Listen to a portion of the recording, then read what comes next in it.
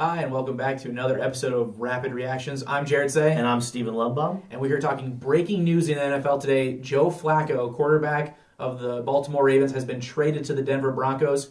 Pretty big news. The NFL, obviously the news cycle is not slowing down. Absolutely not. Yep, so Steven, what are your thoughts on the trade initially? Well, the trade itself, it's very straightforward in that, obviously, Baltimore, Lamar Jackson, he's the guy now. Yeah, definitely handling the reins over. Yeah, especially after their playoff run, he's going to be the guy. Whether that works out or not is a completely different thing. But the fact is that Joe Flacco, Super Bowl MVP, he had a great, pretty great career in Baltimore. Yeah, he's, I think a lot of people over the last few years, one thing about him, he's definitely been dragged down a lot. He doesn't have great numbers, but he did win a lot for them. He did win a lot. First 6 years. Playoffs. Yeah, people forget that Baltimore had a tough time filling that quarterback position after their Super Bowl run in 2000. Everybody, except for that 1 year they had the end of Steve McNair. Yeah. They never had a quarterback until Flacco So came he stabilized that place for about 10 years. So now he's moving on to greener pastures, you could say, moving on to the Denver Broncos. And this is another big thing for John. Yes, he's won a Super Bowl, and he's the legend there.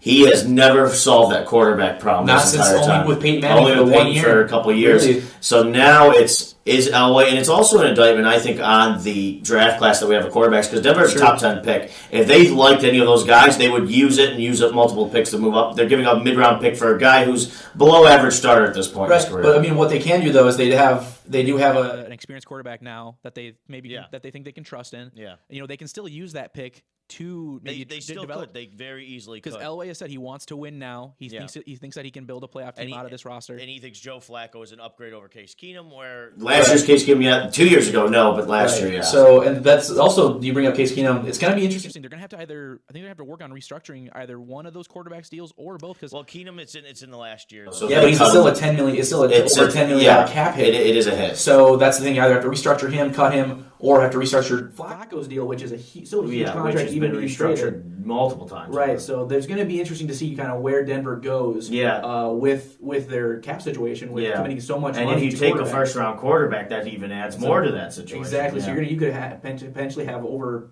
maybe $40 million, something ridiculous. $40 million in cap. Yeah, I believe Flacco's at will be $15-20 million just alone. Exactly. And Keenum's got another 10 minimum if they cut him. Right. So it'll be interesting. Exactly. So it's going to be interesting to see kind of where they go with that. But this is the first domino to fall this year. Exactly, and which brings us over to there's still a lot of quarterbacks still available. It is going to be a very interesting quarterback carousel this offseason. I think, and so where I think the market, the next one's going to go is, at least what I'd like to see. I think Blake Bortles has had a tough time in... Yeah, he's done in Jacksonville. Yeah, and so I actually heard him on a podcast not long ago. He said that there really hasn't been much communication between him and the organization. Yeah, and that doesn't surprise me. I think they're just looking to see what they can do. Yeah. They might just have to cut him at the end of the day. Right, so what I'd like to see, at least Bortles, if he does get traded, hopefully goes to a team where he can be a backup and develop. Because I like Bortles.